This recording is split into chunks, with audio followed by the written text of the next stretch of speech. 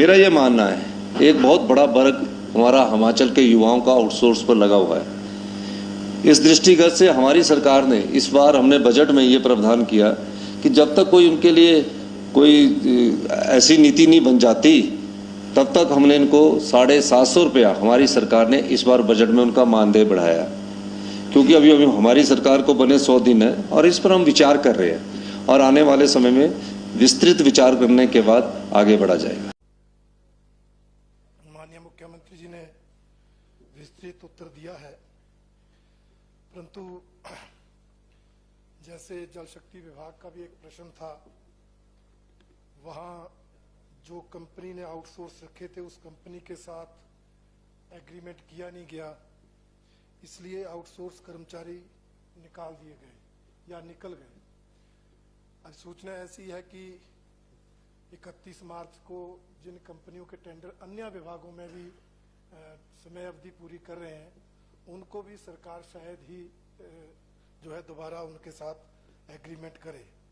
तो ऐसी परिस्थिति में मैं माननीय मुख्यमंत्री से जानना चाहता हूं कि जल शक्ति विभाग में तो प्रभावित हो रही है स्कीमें जहां से आउटसोर्स कर्मचारी हट गए हैं, अन्य विभागों में भी अगर इसी तरह से कोई वैकल्पिक व्यवस्था किए बिना आउटसोर्स कर्मचारियों के जो एग्रीमेंट हुए हैं उनको आगे कंटिन्यू नहीं किया जाएगा तो उन विभागों में काम भी प्रभावित होगा।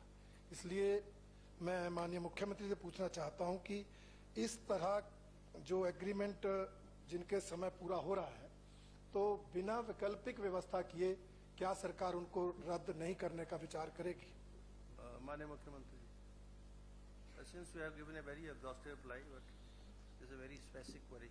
ये आउटसोर्स कर्मचारियों के से संबंधित नीति के बारे में है, जो माननीय सदस्य का सवाल है वो कंपनी से संबंधित है, उस बारे में जानकारी प्राप्त की जाएगी। लेकिन मैं और आपको बताना चाहता हूं माननीय अध्यक्ष महोदय, हमारी सरकार इनके लिए चिकित्सा, यात्रा भत्ता, ESI वगैरह के लिए भी प्रावधान करने जा रही है।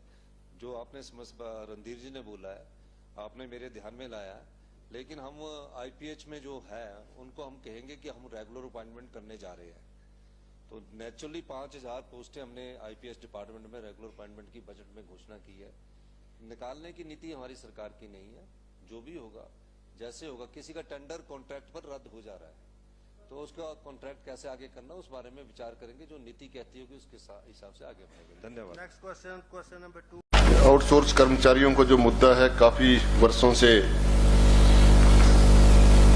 उठता रहा है, पूर्व सरकार के समय में भी, उससे पहले भी, और आज जो मेरा मूल उद्देश्य इस प्रश्न को लाने का है उसके लिए मैं माननीय मुख्यमंत्री महोदय से ये जानना चाहता हूं कि भविष्य में इन कर्मचारियों का शोषण ना हो।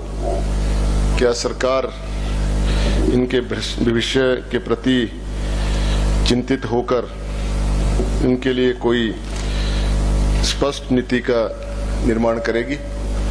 क्योंकि आउटसोर्स कर्मचारियों में 19,000 के आसपास इन्होंने दिया है सरकार ने, लेकिन मैं समझता हूं कि अगर इसमें SMC, computer teacher, period based teacher, ऐसे सबको जोड़ा जाए जो प्रोजेक्टों में भी लगे हैं हमारे कर्मचारी, तो लगभग कोई 35-40 हजार के आसपास बनेंगे। ये तो 35-40 हजार लोग जो हैं, जो अपने भविष्य के प्रति चिंतित हैं, जिनको ये पता ही नहीं है कि 10-15 साल के बाद हमारा भविष्य क्या होना है, उसके बारे में क्या सरकार कोई ठोस नीति बनाने पे विचार रखती है?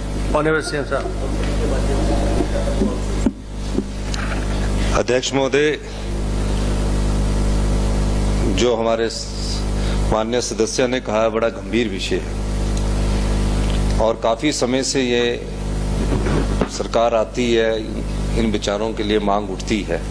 जो आउटसोर्स पर लगे हुए हमारे कर्मचारी हैं, चाहे उसमें पोस्ट ग्रेजुएशन के बाद लगे, कई कर्मचारी तो ऐसे हैं जो 8-8, 10-10 साल से लगे हैं। यही आउटसोर्स के कर्मचारी नहीं है, कई तो ठेकेदार टेंडर करते हैं। जैसे IPH डिपार्टमेंट में टेंडर होता है तो उसके आधार पर उनको ठेकेदार के अंडर रखा जाता है। कुछ इलेक्ट्रॉनिक्स कारपोरेशन के अंडर रखे गए हैं और पिछली सरकार ने भी उसमें प्रयास किया और उस प्रयास में वो अंतिम समय में प्रयास था जिसमें भी उन्होंने भी ये कहा कि जो सरकार है इसको निकाले ना या इस दृष्टिकोण से देखा जाए, पर कोई नीति लेके उसमें कंक्रीट नहीं आई, क्योंकि ये नीति लेने में क्या अड़चने हैं उस बारे में हम विचार कर रहे हैं। मेरा ये मानना है एक बहुत बड़ा वर्ग हमारा हिमाचल के युवाओं का आउटसोर्स पर लगा हुआ है। इस दृष्टिगत से हमारी सरकार ने इस बार हमने बजट में ये प्रावधान किया कि जब तक कोई उनके लिए कोई ऐसी नीति नहीं बन जाती तब तक हमने इनको 750 रुपया हमारी सरकार ने इस बार बजट में उनका मानदेय बढ़ाया, क्योंकि अभी हमारी सरकार को बने 100 दिन है और इस पर हम विचार कर रहे हैं और आने वाले समय में विस्तृत विचार करने के बाद आगे बढ़ा जाएगा। Thank you.